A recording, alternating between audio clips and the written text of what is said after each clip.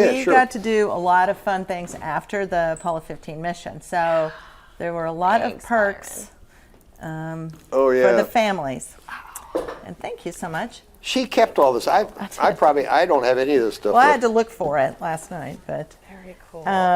So one thing I wanted to show you is. Oh, I want to show her the picture of you and Meryl. Sure. Oh, you like the funny one, don't you? Do you like that one? Yeah. The funny one? See how excited they were? That was when I was doing my spacewalk. That's us watching the spacewalk. They're really excited, aren't they?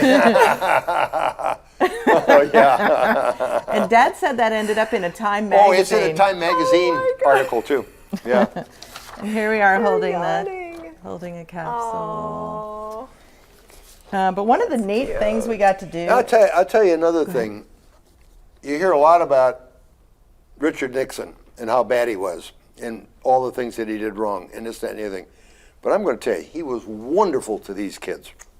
Absolutely wonderful. He made a lot of showed friends. them everything in the White House, even the toilets that are off the hallway. Oh, yeah. Wow. Oh, yeah. He didn't overlook a thing. This is the Nixons with the kids from Apollo 15. So those 4 are the Irwin kids, those 2 are the Scott kids, and then that's me, and that's my sister right there. Oh. And when we went to the White House, I used to make seed bead necklaces for a hobby. Like you have a little tackle box with all the seed beads and you make the flowers and everything.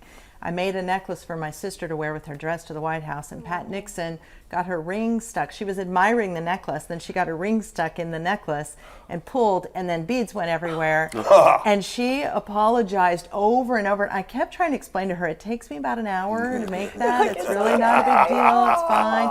She was so sweet. And then Richard Nixon said to us, we got to go to Camp David, which is another thing I brought. I know. So they gave us all these Camp David jackets. I still have mine. Wow. They did not have children's sizes, so I had the sleeves rolled up, so the lining is completely shredded inside my jacket because I wore it with the sleeves rolled up for a long time. But he told us, Richard Nixon said, when you get to Camp David, they're going to tell you that you have to be 11 years old to drive the golf carts. Or maybe you have to be 13 years old and I was 11. And he said, but you tell them that I said that you guys can drive those golf carts around. So he was so nice. We just really adored him. Yeah, we saw a whole different side of him than I think most people see. And this But of course, is the he dress. then had us going on world tours for the 6 months afterwards. Yeah. This is the dress that I'm wearing in that picture. And I had to laugh because I think maybe I got taller and my mom cut the sleeves off for me so that I could still wear it.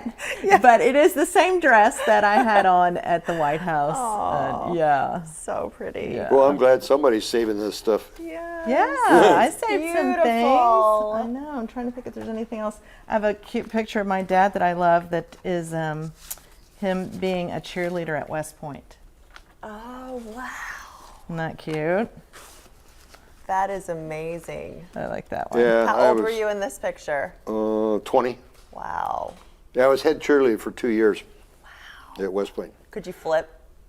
Oh yeah, we could do all that stuff everyone back in the then. air. He was a gymnast. The best thing of all, though, was that I got to drive a white Jeep everywhere.